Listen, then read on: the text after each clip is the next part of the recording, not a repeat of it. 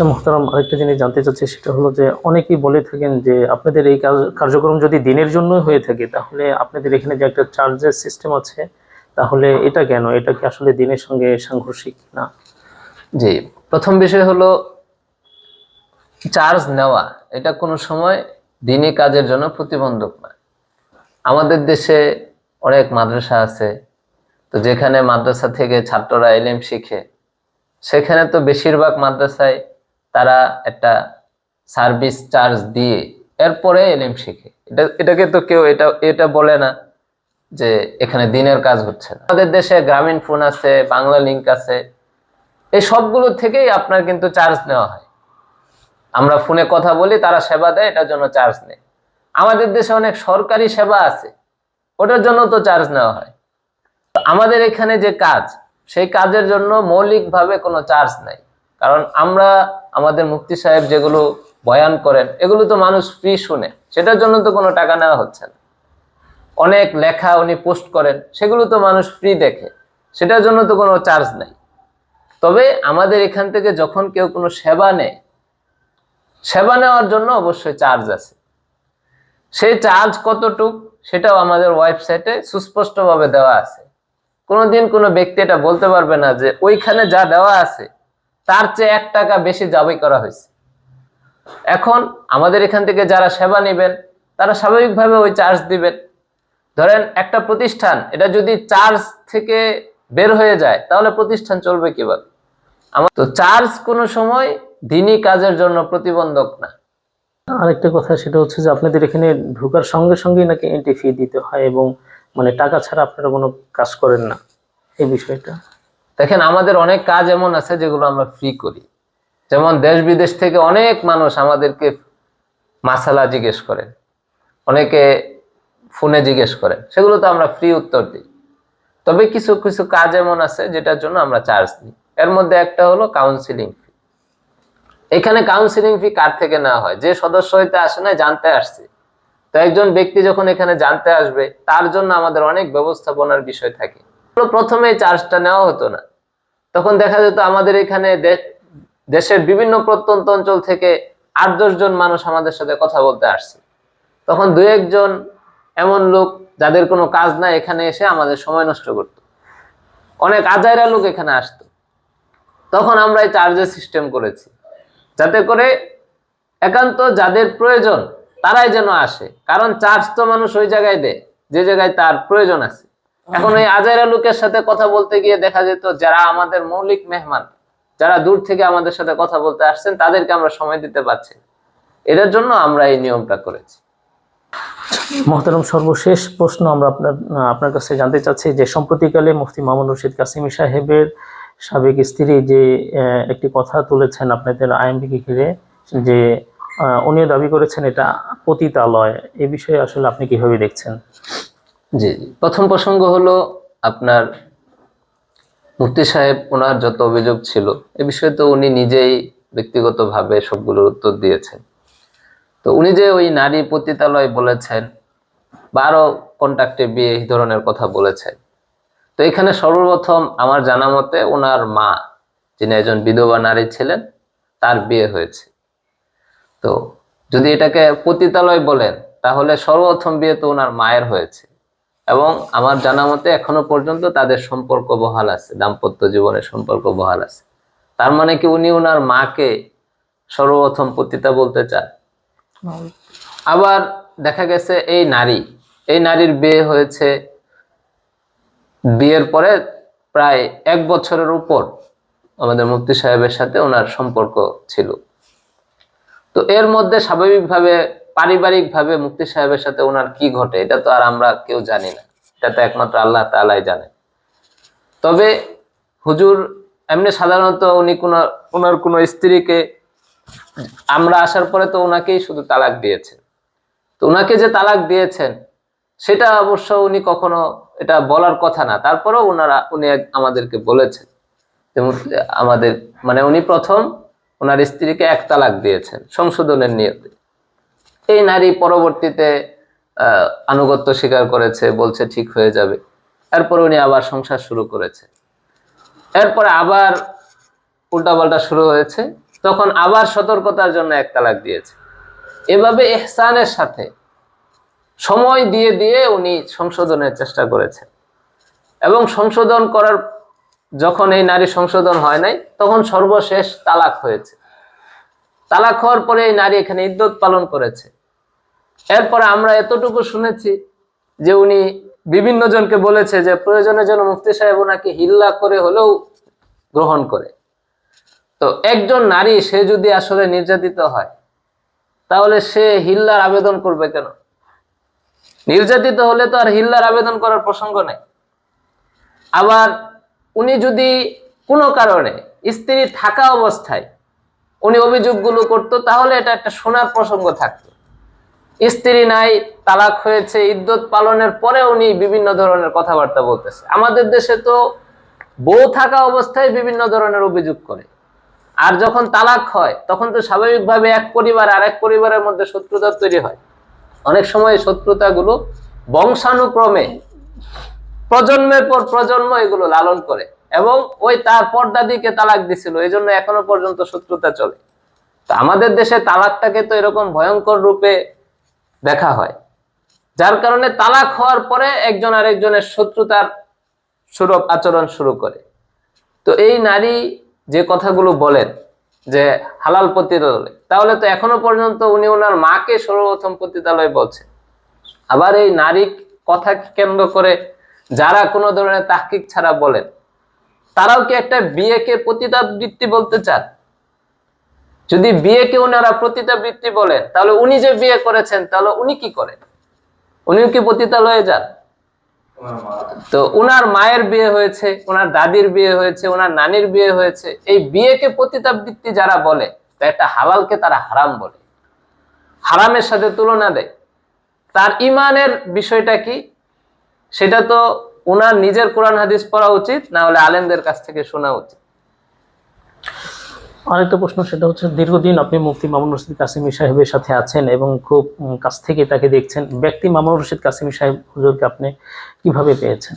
জি জি, প্রথম বিষয় হলো, মানে কোনো মানুষই ফেরেশতা না, মানুষের মধ্যে দোষ ত্রুটি থাকে। তো স্বাভাবিকভাবে মুফতি সাহেবের মধ্যে অনেক গুণ আছে, যেটা আমি আমার বিভিন্ন ফেসবুক পেজেও বলেছি, ফেসবুক পোস্টেও বলেছি যে উনি অধীনস্থদের সাথে ভালো আচরণ করেন। এই সাক্ষ্য শুধু আমি একা দিব না, আমাদের এখানে যারা স্টাফ আছে সবাই দিবে।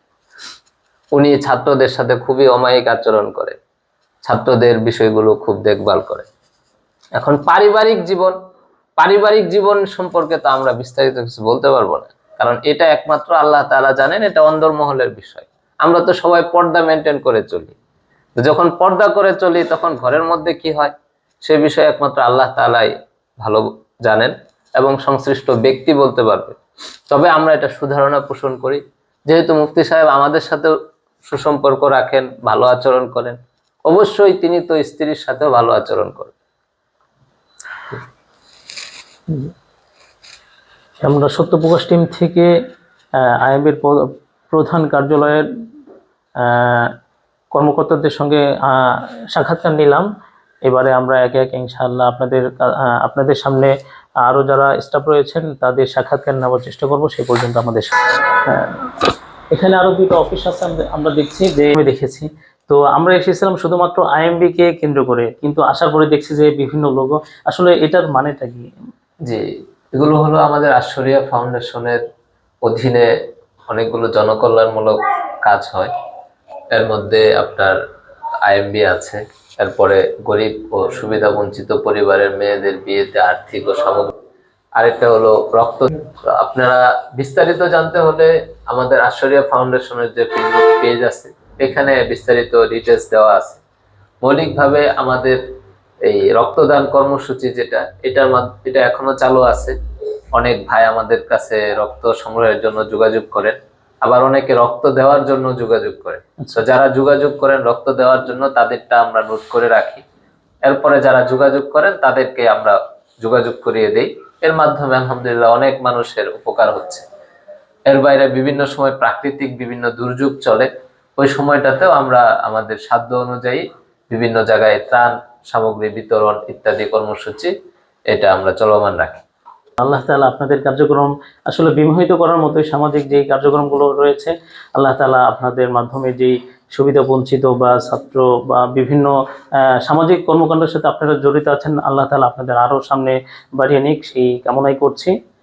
জি, মোহতারাম, আমরা এখন একটু যদি এই রুমটা একটু দেখাতেন যে এই রুমটা আসলে এখানে কার্যক্রম কাটবে, এখানে কে বসেন? জি, এটা হলো আমাদের মুফতি মামুনুর রশিদ কাসেমি হাফিজাহুল্লাহ পার্সোনাল রুম। আচ্ছা অনেক মানুষ পার্সোনালি ওনার সাথে কথা বলতে চান, আচ্ছা আচ্ছা তখন ওনারা আগে থেকে অ্যাপয়েন্টমেন্ট নিয়ে আসেন, আসার পরে উনি এখানে ওনাদেরকে সময় দিয়ে থাকেন। সত্য প্রকাশ টিম থেকে এসেছেন, তো আপনারা বেশ কিছু। কাসিমি হাফিজাহুল্লাহর সঙ্গে কথা বলতে চাই, তাহলে তিনি আমাদের সময় দিবেন কিনা?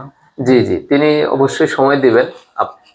যেহেতু অনেকগুলো আপনারা ভিডিও করেছেন, তো আরো যে কয়েকটা ভিডিও আপনাদের করার ইচ্ছা আছে, এই সবগুলো শেষ করার পরে আপনাদের যত প্রশ্ন এবং জাতির পক্ষ থেকে যত প্রশ্ন আছে, এই সকল প্রশ্নের উত্তর আপনারা জানতে পারবেন। তো অবশ্যই জানার আগে আপনি যোগাযোগ করে আসলে উনি ইনশাল্লাহ বিস্তারিতভাবে আপনাদের সাথে কথা বলবেন। আমরা এখন সর্বশেষ কথা বলবো যারা রিসিপশনে আছেন তাদের সঙ্গে, এবং বাহির থেকে সর্বপ্রথম যে লোকগুলো আসেন, আসবার পরে সর্বপ্রথম যাদের সাথে সাক্ষাৎ করেন এবং যেখান থেকে কার্যক্রমগুলো শুরু হয় তাদের সঙ্গে কথা বলার চেষ্টা করব। আসসালামু আলাইকুম রহমতুল্লাহ। আসসালামু আলাইকুম। আমরা জানতে চাচ্ছিলাম যে আপনারা তো এখানে দায়িত্বে আছেন, তো রিসিপশনের মোট কতজন দায়িত্বে আছেন এবং আপনারা এখানে মূলত কার্যক্রমটা কি কি করেন এখান থেকে? আমরা এখানে 3 জন দায়িত্বে আছি। আমাদের কাজ হচ্ছে, আমাদের মূলত 2টা কাজ, অফলাইনে অনলাইনে। অনলাইনে যে কাজটা সেটা হচ্ছে আমাদের যে ভার্চুয়াল নাম্বার, যে নাম্বার অনলাইনে দেওয়া থাকে 38 নাম্বার, এই নাম্বারে যারা যোগাযোগ করে, কেউ সরাসরি কল দেয়, কেউ হোয়াটসঅ্যাপে যোগাযোগ করে। সরাসরি কল দিলে আমাদের অনেক সময় পাওয়া যায় না, কারণ আমরা ধরেন যখন নামাজে আছি বা খানা খাচ্ছি বা ঘুমের সময়, যেমন এখন আমি আপনার সাথে কথা বলতেছি, এখন অনেকে যোগাযোগ করতেছে, কল দিচ্ছে, তো এখন তো আমাকে কল ধরতে পারবো না। কিন্তু আমরা বলি হোয়াটসঅ্যাপে যোগাযোগ করতে। যারা আমাদের সাথে যোগাযোগ করে, যারা যে ব্যাপারে যোগাযোগ করে, অনেকে আমাদের থেকে ফতোয়া নিতে চায়, তাদেরকে আমরা আমাদের মুফতি হাবিবুল্লাহ সাহেব ওনার নাম্বারটি দিয়ে দিই। যারা বিশেষ পরামর্শ নিতে চায় তাদেরকে আমাদের এমডি সাহেবের নাম্বার দিয়ে দিই, বা যারা সদস্য হতে চায় আমাদের, তাদেরকে আমরা সদস্য হওয়ার তরিকাটা বলে দিই। সেটা হলো আমাদের হোয়াটসঅ্যাপে যোগাযোগ করলে আমরা সেখানে আমাদের সদস্য ফর্মের লিঙ্ক দিয়ে দিই। ওইখান থেকে তারা ফর্ম ফিল আপ করে অনেকে কেউ টাকা পাঠিয়ে দেয়। যারা টাকা পাঠিয়ে স্ক্রিনশট দিয়ে দেয়, আমরা তাদেরকে আমাদের লোকেশন সহ শিডিউল দিয়ে দিই। আর যারা টাকা না পাঠায় তাদেরকে আমরা সরাসরি সাক্ষাৎ করতে বলি। সাক্ষাতে আসলে আমরা এখান থেকে সাক্ষাতে আসার পর হচ্ছে আমাদের অফলাইনে কাজটা, সেটা হলো অনেকে আসে সাক্ষাতে শুধু পরামর্শ নেওয়ার জন্য। যদি কেউ সদস্য ছাড়া পরামর্শ নিতে আসে, সেটার নির্দিষ্ট ফি আছে। আর যদি কেউ সদস্য হয়ে আসে, আগে থেকেই ফি দিয়ে আসে, তাহলে তাদেরকে আসার পরে আমরা তাদেরকে প্রথম এন্ট্রি করি। আমাদের খাতা আছে, খাতার মধ্যে আমরা এন্ট্রি করি। তারপরে এন্ট্রি করার পর তাদের নির্দিষ্ট ফি যদি সে দিয়ে থাকে, সেটা অনলাইনে একটা রিসিট করে দিই। যদি অফলাইনে দেয়, সেটার একটা রিসিট করে দিই। রিসিট দিয়ে তাদেরকে আমাদের প্রথমে কাউন্সিলিং রুমে পাঠাই, ওখানে কাউন্সিলিং হয়। আর কেউ যদি পুরাতন সদস্য হয়, অন্য কোনো কাজে আসছে, তাহলে যারা যে কাজে আসে তাদেরকে নির্দিষ্ট জায়গায় পাঠিয়ে দিই। এই এত কিছু কার্যক্রম সবকিছু কি আপনারা ডকুমেন্ট সংগ্রহ রাখেন নাকি এমনি শুধু মৌখিকভাবে? অবশ্যই আমাদের তো খাতা কলমে ডকুমেন্টস অবশ্যই আছে, এবং আমাদের এখানে সিসি ক্যামেরাও আছে। কেউ যদি আসে, এখানে প্রথমে তাদের ডকুমেন্টস রেখে তারপর তাদেরকে নির্দিষ্ট কাজে পাঠায়। আচ্ছা, এখানে যেহেতু বিবাহ কেন্দ্রিক বিবাহ শাদীর ব্যাপারে, তো এখানে তো সবাই দিনদার মেয়ে হিসেবে আসে না, অনেকে বিপর্যয়ে চলে আসতে পারে, তাহলে সেক্ষেত্রে আপনাদের আমাদের এখানে নিয়ম লেখা আছে, কেউ পর্দা ছাড়া আসবেন না। যদি কেউ তারপরেও চলে আসে, অনেকে জানে না, অনেকে ওয়েবসাইট দেখে না, যদি কেউ পর্দা ছাড়া চলেও আসে, তাহলে তাদেরকে আমরা প্রবেশ করতে দিই না, বলি যে মেকআপ করে তারপরে আসবে। কারণ আমাদের ভিতরে মুফতি সাহেবরা আছেন, সবাই দিনদার আলহামদুলিল্লাহ, এই জন্য আমরা কাউকে পর্দা ছাড়া ভিতরে ঢুকতে দিই না। কিছুদিন আগে আমরা দেখলাম যে 21 টিভির সাংবাদিক ভাইরা এসেছিলেন, আসার পরে আপনার ফেসটা দেখলাম যে আপনার সঙ্গে কথা বলতে চাচ্ছিলেন, কিন্তু আপনি তাকে কথা বলছেন না, আপনি চলে যাচ্ছেন। আসলে মূলত ঘটনাটা কি ঘটেছিল? আসলে বিষয়টা ওই দিনকে সাংবাদিক যারা আসছিলেন মূলত আমাদেরকে জানিয়ে আসেন নাই। এরপরে দ্বিতীয়ত হুজুররা ঢাকার বাইরে ছিলেন, তো আমার কাছে ভিতরে ঢুকে প্রথম জিজ্ঞাসা করছে, তখন ফার্স্ট থেকেই হুজুরের বিষয় জিজ্ঞাসা করতেছে, হুজুরের ব্যক্তিগত বিষয়। বারবার তাদেরকে বলছি, দেখেন আপনারা তো প্রতিষ্ঠানের জন্য আসেন নাই, প্রতিষ্ঠান ভিজিটে আসেন নাই, আপনারা হুজুরের ব্যক্তিগত বিষয়ে জিজ্ঞাসাবাদ বা তথ্য যাচাইয়ের জন্য আসছেন, তো সেই ক্ষেত্রে হুজুরের সাথে যোগাযোগ করে বা অ্যাপয়েন্টমেন্ট নিয়ে পরে আসলে তবে ভালো হয়। হুজুরের ব্যক্তিগত কোনো বিষয়ে আমরা কথা বলতে চাই না। তো এই বিষয়ে আমি বলে আমি এদিকে চলে গেছি। তো তারা পিছন থেকে একটা ফুটেজ নিছে, তারা সবসময় তো ক্যামেরা চালু রাখে, এটা তো এটা কাজ তাদের। তো তো সেই ফুটেজে তারা দেখাইছে যে আমি পালিয়ে চলে যাচ্ছি। আসলে বিষয়টা এরকম না, আমি খাবারের জন্য আমি মূলত উপরে যাচ্ছিলাম। তো এটাকে তারা বানিয়েছে যে আমি পালিয়ে চলে যাচ্ছি, বিষয়টা এরকম না। অথচ আমাদের রিসিপশনিস্ট যে মাঝার ভাই আছে, উনি কিন্তু আমাদের এখানকার নিয়মকানুন সম্পর্কে যথেষ্ট কথা বলেছেন, অথচ সেইগুলো তারা প্রচার করে নাই। শুধুমাত্র ওই ফুটেজটুকু প্রচার করেছে যে আমি চলে যাচ্ছি। তো ভাই, সে ব্যক্তিগত বিষয়ে জিজ্ঞাসা করতে চায় হুজুরের, তো একজনের ব্যক্তিগত বিষয়ের ব্যাপারে তো আমার বলার ইখতিয়ার নাই, তাই না? তো এই জন্য আমি তাদেরকে বিষয়টা বললে বারবার তাদেরকে বলেছি, দেখেন হুজুরের ব্যক্তিগত কোনো বিষয়ে আমরা কথা বলতে চাই না। বানিয়েছে যে আমরা পালিয়ে চলে যাচ্ছি। আচ্ছা, তাহলে যে আপনাদের নিয়ে এমন অপপ্রচার চালানো হলো বা আপনাদেরকে জাতির সামনে এইভাবে খলনায়ক হিসেবে উপস্থাপন করা হলো, তো এই বিষয়ে আপনাদের মন্তব্যটা কি?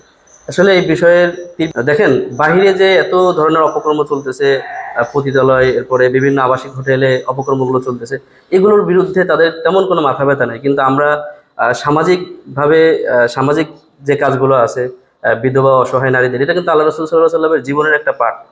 তো এই কাজগুলোর আঞ্জাম আমরা দিচ্ছি, তো এটা হলুদ মিডিয়ারা এটা খারাপভাবে জাতির সামনে উপস্থাপন করতেছে, আমাদেরকে মানে ইসলামকে প্রশ্নবিদ্ধ করার জন্যই তারা মূলত এই কাজগুলো করতেছে। দিন থেকে আমরা এসেছিলাম আইএমবি অফিসে এবং তাদের কার্যক্রমগুলো দেখানোর চেষ্টা করেছি আপনাদেরকে, এবং তাদের যেই কর্মকর্তারা রয়েছে তাদের সঙ্গে কথা বলার চেষ্টা করেছি, এবং কথা বলে যতটুকু তাদের স্বচ্ছতা, তাদের কাজের প্রতি কনফিডেন্স দেখেছি মাশাআল্লাহ।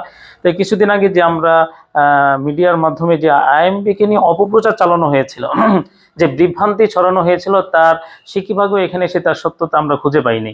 কারণ তাদের কর্মকর্তাদের সঙ্গে যখন কথা বলেছি, তাদের এক একজনের যেভাবে ডকুমেন্টস তারা আমাদেরকে দেখিয়েছে এবং কাজের প্রতি যেই স্বচ্ছতা এবং কনফিডেন্স দেখিয়েছে, এতে করে যে একুশে টিভি আমাদের মানে জাতিকে যে বিভ্রান্ত করেছে, তার সিকিভাগও সত্যতা আমরা খুঁজে পাইনি। তো এই কাজের প্রতি যাদের এখনো পর্যন্ত সন্ধিয়ান আছেন বা এই কাজের প্রতি এখনো যারা মানে প্রশ্নবিদ্ধ করতে চান, তাদেরকে বলবো যে এই আইএমবি অফিসের গুগল ম্যাপসে তাদের লোকেশন দেওয়া আছে, আপনারা আসুন, বসুন, তাদের সঙ্গে কথা বলুন এবং তাদের যাবতীয় কার্যক্রম সম্পর্কে আপনারা দেখে যান নিশ্চয়কে। তাহলে আপনাদের কাছে ইনশাআল্লাহ এই আইএমবির কার্যক্রম সম্পর্কে একটা মানে মোটামুটি ধারণা আসবে ইনশাআল্লাহ। আর আরেকটা বিষয় হচ্ছে যে আমরা এখানে কর্মকর্তাদের সঙ্গে কথা বলেছি যে মুফতি মামুনুর রশিদ কাসেমী হাফিজাহুল্লাহ সাংবাদিকদের সাথে কেন কথা বলেন না অনলাইনে। তো আমরা যতটুকু জানতে পারলাম, তারা বললেন যে আসলে যারা মানে মিথ্যাচার করে, অনেক কথা বলবে কিন্তু সত্য জিনিসটা যারা উপস্থাপন করে না, মুফতি মামুনুর রশিদ কাসেমী হাফিজাহুল্লাহ সহজে তাদের সঙ্গে সাক্ষাৎকার দিতে চান না, মানে তাদের কর্মকর্তারা এই কথাগুলো বললেন। সকলেই ভালো থাকবেন ইনশাআল্লাহ। এবং এই আইএমবি এবং মুফতি মামুনুর রশিদ কাসেমী হাফিজাহুল্লাহকে নিয়ে যে অপপ্রচার চালানো হয়েছিল এবং লোকেরা যে বিভ্রান্ত হচ্ছিলেন, এই বিষয়গুলো নিয়ে আপনাদের সামনে ইনশাআল্লাহ আমরা আবারও হাজির হব সত্য জিনিসটা নিয়ে, সত্য জিনিস প্রকাশ করার জন্য। সেই পর্যন্ত ভালো থাকবেন, সুস্থ থাকবেন। আসসালামু আলাইকুম ওয়া রাহমাতুল্লাহ। সত্যটা আমরা তুলে ধরতে পারি, এই কারণে আমাদের সফরটা হচ্ছে দীর্ঘ 1000 কিলোমিটারের। अदावत मुझसे क्यों इतनी, मैं तो कुरान का दाई हूँ, रसूलुल्लाह का वारिस, सहाबा का सिपाही हूँ। मुझे है कुफर से नफरत, मैं तो हक का फिदाई हूँ। जमाने के हर एक जालिम, हर जाबिर से लड़ता हूँ। मुझे जो हुक्म रब्बी है वही मैं काम करता हूँ। मैं ऐसी कौम से हूँ जिससे बातिल दिल लरजता है, बड़ा मिस्टर बना फिरता